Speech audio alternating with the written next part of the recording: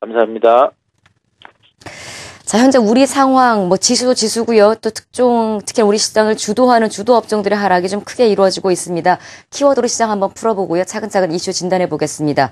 우리 투자증권 머그클럽 홍성배 연구원 스튜디오 모셨습니다. 어서 오십시오. 네, 안녕하세요. 안녕하세요. 네. 앞서 우리가 심각한 이야기를 나누긴 했는데요. 키워드에서도 북한 이야기가 조금 들어있는 것 같습니다. 먼저 준비된 키워드, 첫 번째 키워드부터 열어보도록 하죠. 자, 오늘 키워드 공감 첫 번째 키워드, 미국 경제 지표입니다. 어제 고용지표, 서비스업 지표가 발표가 됐는데 예상보다 좋지가 않았어요. 미국 지수 그동안 많이 올라서 떨어졌다라고 할 수도 있습니다만 어제 좀 큰 폭으로 하락을 했는데요. 여기 관한 소식이죠? 네, 맞습니다. 우선 미국 서비스업 경기 개선 추이가 예상보다 좀 많이 둔화가 됐는데요.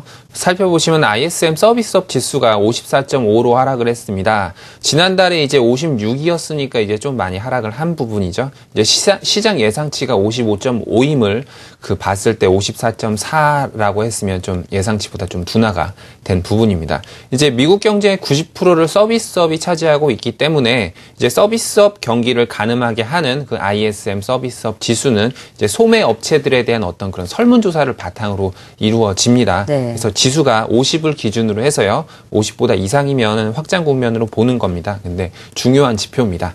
그래서 이제 미국이 계속해서 상승 탄력, 주가 얘기하는 거죠. 상승 탄력이 좋았기 때문에 이를 빌미로 주가가 좀 조정을 받았다라고 평가를 할 수 있을 것 같고요. 그리고 상승기에 나오는 어떤 그런 일시적인 자연스러운 조정이라고 생각합니다. 자, 일단 그렇게 해석하면 어제 좀 많이 충격을 받았던 부분은 조금 이제 완화가 되는 부분인데요. 두 번째 키워드는 조금 살펴봐야 될 것 같습니다. 키워드 공감 두 번째 키워드 확인해 볼까요? 북한 리스크입니다. 군사적 조치라고 제가 그렇게만 표현을 했는데 미국에 관한 언급을 직접적으로 한번 했어요. 북한에서. 북한 리스크는 어떻게 보십니까? 네, 북한발 리스크가 최근 투자자들의 심리를 계속해서 좀 악화시키고 있는데요. 최근 이제 북한과의 군사적 긴장감이 높아지고 있는 상황이죠. 그래서 북한이 이제 수차례 핵무기 사용 가능성을 언급을 했고요. 동시에 이제 직접적으로 이제 백악관하고 펜타곤을 지목을 했습니다. 이제 대미 압박 수위를 최고적으로 어떻게 끌어올리려는 것이 아닌가라고 생각이 들고요. 이제 미국 국방장관이 이제 북한의 최근 도발은 실질적이고 명백한 위험이다. 그리고 북한 위협에 대해서 이제 대비책으로 고고도 방어 체계를 네. 몇 주 안에 괌 기지 안으로 투입을 하겠다라고 이야기를 했습니다. 이제 북한도 미국에 대해서 핵 타격을 승인을 하면서요. 이제 미국과의 어떤 그런 긴장감을 높이고 있는 그런 상황입니다. 그래서 이러한 어떤 그런 돌발 악재죠. 돌발 악재로 인해서 북한의 핵 타격의 실현 가능성 여부를 떠나서 네. 이제 외국인들의 국내 증시에 대한 어떤 그런 투자 심리를 악화시키고 있다라고 이야기해 볼 수 있을 것 같습니다. 앞서 우리 북한학과 교수님과 함께 말씀 나눠본 대로 이기면 실질적으로 일어날 가능성보다는 일단 대화나 협상이나 어떤 타협을 위한 마지막 카드라면 그나마 다행인 거지만 우리 주식시장에는 어쨌거나 큰 악영향이 될 것이다. 특히나 위축된 외국인들의 수급에는 더욱더 또 안 좋은 영향을 미칠 것이다. 좋지 않은 해석인데요. 자, 마지막 키워드 한번 확인해 볼까요? 오늘 키워드 공감 세 번째 키워드는요. 주도주와 소외주입니다.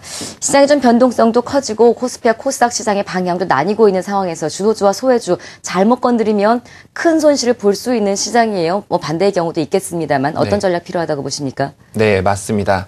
최근에 더더욱 이제 시장에 대해서 대응하기가 좀 많이 어려운 그런 상황인데요.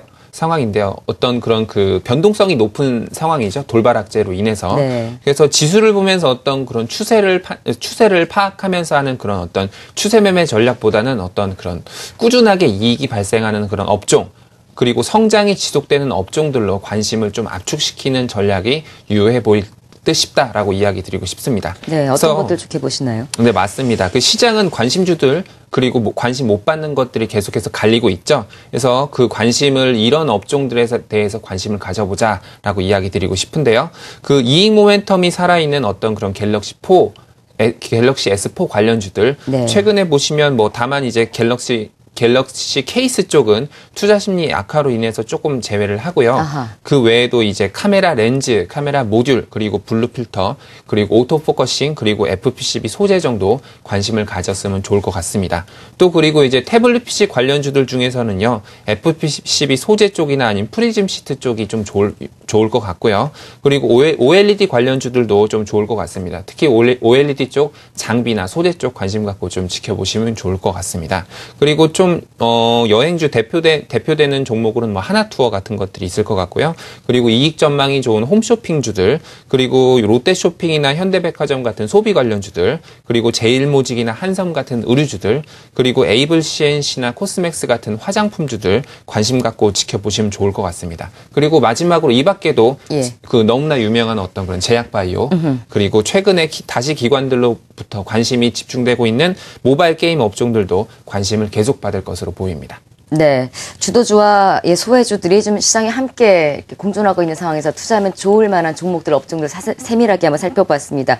말씀 감사드리고요. 우리 투자주간 머그클럽 홍성배 연구원이었습니다. 고맙습니다. 네, 감사합니다.